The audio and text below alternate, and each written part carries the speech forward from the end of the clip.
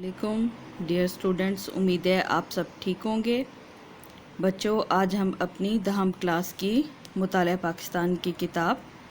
इसमें हमारा जो सबक है पाकिस्तान के खारजा ताल्लुकात, उसमें शामिल हम टॉपिक पढ़ेंगे पाक भारत ताल्लुकात के बारे में। ठीक है, ये जो सबक है पाकिस्तान के खारजा ताल्लुकात, इसमें आप देखें हम पाकिस्तान की खारजा पॉलिसी के मुतालिक पढ़ चुके हैं कि दूसरे मुल्कों के साथ जो पाकिस्तान ने अपने कुछ बुनियादी असूल और मकासद को पेश नज़र रख के जो पॉलिसी बनाई है वो उसकी खारजा पॉलिसी। ठीक है, फिर इसमें हमने पाकिस्तान के हमसाय ममालिक के साथ जो ताल्लुकात थे वो पढ़ा था। पिछले हफ्ते हमने जो है पाक चीन ताल्लुकात देखा था। आज हम पाकिस्तान और भारत के ताल्लुकात देखेंगे। ठीक है बच्चों, पाकिस्तान और भारत के ताल्लुकात, इसके मुतालिक पढ़ने से पहले हम अगर ये पाकिस्तान के नक्शे को देखें, इस पर नज़र दौड़ाएं, तो पाकिस्तान के जो मशरिक़ की तरफ हमारी सरहद है, ठीक है, वो हमसाया मुल्क भारत के साथ मिलती है, जो कि तकरीबन 1600 किलोमीटर तवील सरहद है। ठीक है, तो हमारे मशरिक़ की तरफ जो है हमसाया मुल्क भारत है, जो कि पाकिस्तान और भारत पाकिस्तान बनने से पहले कई सौ साल तक इकट्ठे एक ही हुकूमत के मातहत रहे थे। जी, अब हम पाक भारत ताल्लुकात देखते हैं। आपकी किताब के सफ़ा नंबर 37 पर ये शुरू हो रहा है, आप इसको देखें। पाकिस्तान और भारत के ताल्लुकात का जब हम जायज़ा लेते हैं तो एक बात वाज़ेह हो जाती है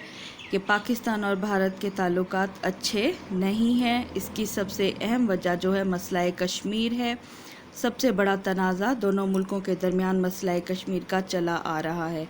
क्योंकि क़याम पाकिस्तान के वक्त आपको याद होगा हमने पढ़ा था, जब सरहदों की हदबंदी का तयन होने लगा था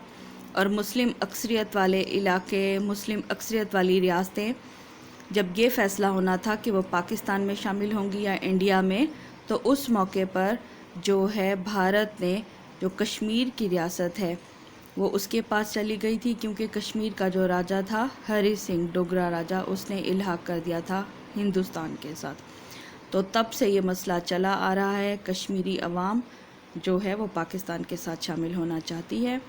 कुछ इलाका कश्मीर का वो पाकिस्तान को हासिल हो गया था। अब हम देखें कि अगर ये तनाज़ा ख़त्म हो जाए तो दोनों मुल्कों के दरमियान ताल्लुकात बेहतर हो सकते हैं, और इस मसले को हल करने के लिए हमेशा पाकिस्तान ने तो मस्बत रवैया अपनाया है, लेकिन भारत इस मसले को हल करने के लिए संजीदा नहीं है। अब पाक भारत ताल्लुकात के सिलसिले में जो सबसे अहम चीज़ है वो हम देखते हैं सिंतास मुआहदा। ठीक है, 1960 में जो है पाकिस्तान और भारत के दरमियान पानी के मसले को हल करने के लिए ये मुआहदा हुआ था आलमी बैंक के ताउन से। ये मुआहदा क्या था कि जब क़याम पाकिस्तान के बाद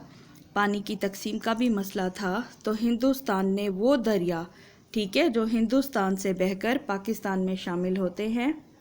ये बच्चों, ठीक है, आपको वो दरिया यहाँ पे नज़र आ रहे हैं जो हिंदुस्तान के इलाके से बहते हुए पाकिस्तान में दाखिल होते थे। इसमें दरियाए सतलुज है, रावी है,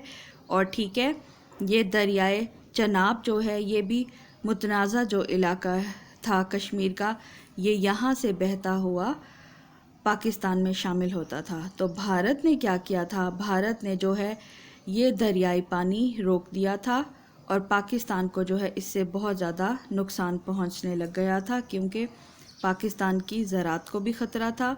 और लोगों को भी ख़तरात लाहक हो गए थे कि उनकी पानी की ज़रूरियात पूरी नहीं हो सकती थी। जी, तो पानी के मसले को हल करने के लिए